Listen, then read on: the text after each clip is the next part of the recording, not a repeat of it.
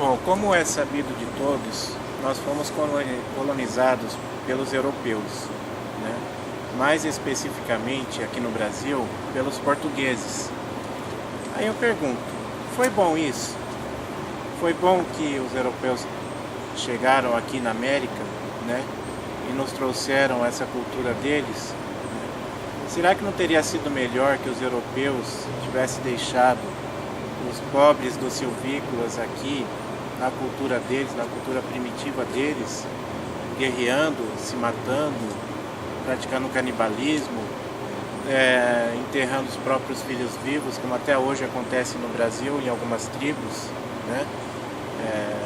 Enfim, será que isso foi bom ou foi ruim, né? Então, eu gostaria de responder essa pergunta lendo uma conferência dada pelo Dr. Plínio Correia de Oliveira, provavelmente em 1969, olha, já faz tempo, 1969, né? E essa conferência foi publicada nesta revista aqui, revista do Dr. Plínio, certo? Revista de março de 2017. E ele traça uma análise muito interessante sobre a cultura europeia, né? Essa cultura que nós adquirimos dos europeus. Então, o título seria esse, Um Seminário do Céu. A revista ilustrou muito bem o artigo com o subtítulo, né, dizendo o seguinte, esse subtítulo está aqui, né? Está aqui. Dr. Plínio amava de tal modo a Europa que, se para lá viajasse de navio, teria vontade de oscular o solo do cais do primeiro porto europeu onde a embarcação ancorasse, porque é a única parte do mundo onde o sangue de Cristo e as lágrimas de Maria geraram uma civilização católica. Então, vamos começar agora com o artigo propriamente dito, né? Ao tratar a respeito das belezas da Europa, é preciso evitar dar a ideia de ser um lugar como o Brasil, mas onde há castelos e palácios como Chenonceau, Versailles ou alguns existentes ao longo do Reno. Pelo menos na Europa de antes da Segunda Guerra Mundial, ou seja, não a Europa atual, a Europa de antes da Segunda Guerra Mundial, essas belezas existiam enquanto sendo ponto alto de toda uma vida comum, em que, em ponto menor e de maneiras diferentes, havia também belezas mais singelas. Um castelo elevado, nobre, digno. De maneira que não eram como aquelas montanhas no caminho de Teresópolis, que geograficamente falando, são únicas, saem diretamente do chão.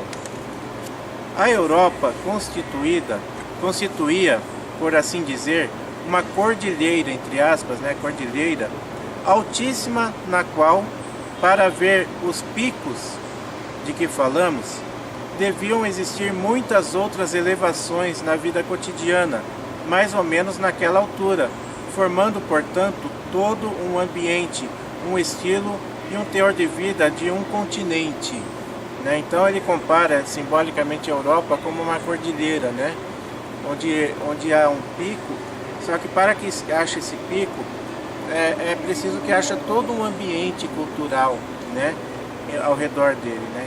Então, por exemplo, assim como há Chenonceau, né? Chenonceau é esse castelo aqui, castelo de Chenonceau, olha que bonito, né?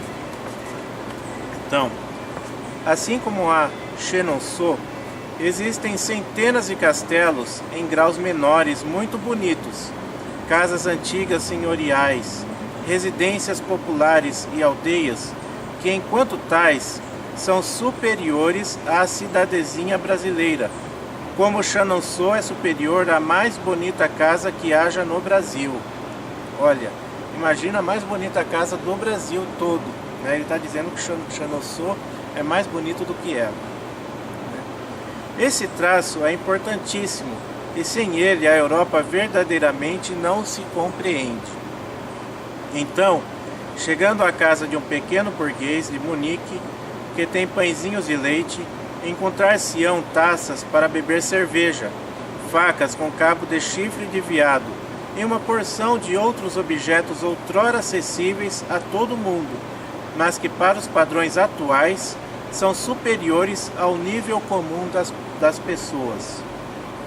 Portanto, tempo houve em que todo o teor da vida era diferente, e a Europa é um continente onde muito disto resta ainda, e foi possível ao homem realizar na terra não propriamente um mundo de gostosuras, mas de maravilhas, de coisas arquitetônicas sapienciais, capazes de nos falar do céu, e que por ricochete também eram agradáveis. Muitas vezes comentam-se belezas da Europa, como o castelo de Chenonceau, dizendo: olhe, que gostoso estar aqui. Né? É um lugar que faz as pessoas quererem ficar, né? Um lugar gostoso de estar. Muitas vezes comentam-se belezas da Europa, como o castelo de Chenonceau, dizendo, estou repetindo, né? Olhe, que gostoso estar aqui. Ora, esse aspecto agradável não é um critério profundo. É preciso afirmar o seguinte: olhe como é elevado, nobre, digno, e como isso engrandece o homem. Não parece até um mundo irreal? Esse mundo, entre aspas, irreal, é a imagem do céu. Então, olha que coisa linda. Ele diz que essa cultura europeia, né, que se mostra através dos castelos, da arquitetura, da cultura, né, ele está dizendo, é a imagem do céu. Olha a comparação que ele faz. Deve-se acentuar que esses são valores religiosos, por causa do aspecto simbólico que tais coisas têm. O paraíso celeste, considerado na sua realidade material, é um lugar onde Deus fez coisas magníficas para o homem viver imerso no mundo da matéria que ele fala de Deus, enquanto sua alma goza da visão beatífica. Tão necessário é ao homem alimentar o seu espírito com Deus, não só na consideração das coisas diretas da religião, mas a propósito do mundo temporal e do mundo da matéria, que até no céu isso vai ser assim. Precisamos compreender, portanto, que houve uma virtude levada pelo europeu medieval a um grau inimaginável, que foi exatamente o desejo de realizar a maravilha na terra. Então ele está dizendo claramente, essa virtude levada pelo europeu medieval, né?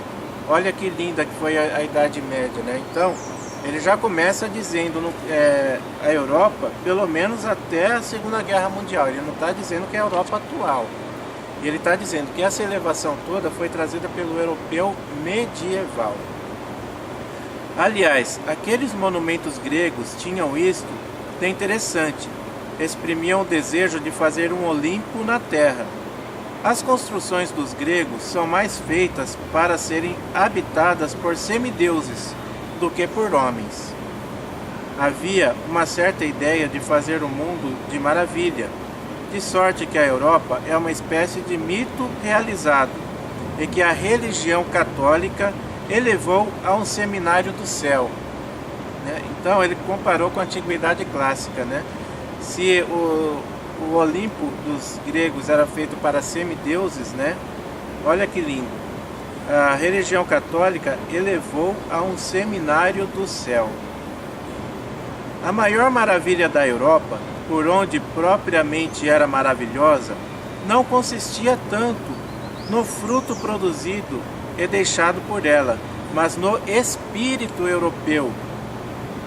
O contato com as almas sedentas de maravilhoso, nas quais se sentia muito mais isso do que aquilo por elas realizado, porque o efeito é sempre menor do que a causa.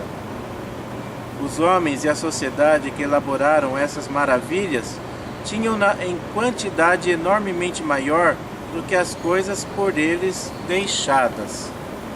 Então, eu vou acabar por aqui esse vídeo e vou continuar então o artigo num vídeo posterior.